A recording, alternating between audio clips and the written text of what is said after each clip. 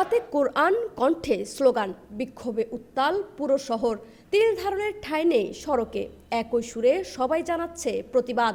যুক্তরাষ্ট্রের রিপাবলিকান দলের সিনেট পদপ্রার্থী জ্যাক ল্যাংয়ের কোরআন অবমাননার প্রতিবাদেই এ বিক্ষোভ।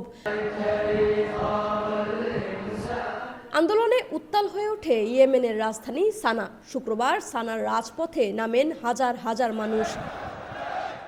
এ সময় যুক্তরাষ্ট্রের রিপাবলিকান নেতার কোরআন অবমাননার তীব্র নিন্দা জানান তারা। যুক্তরাষ্ট্র ও দখলদার ইসরায়েল বিরোধী স্লোগান দেন বিক্ষোভকারীরা।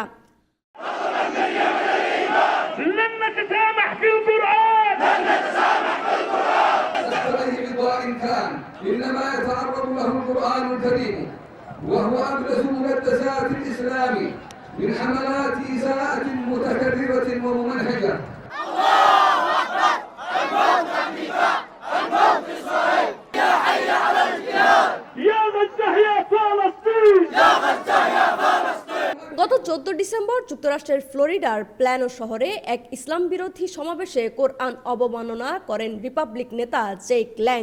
এরপর থেকেই বিক্ষোভে নামেন ইয়েমেনের নানা শ্রেণী পেশার মানুষ। লাবনী আক্তার, বিপ্লবী বার্তা।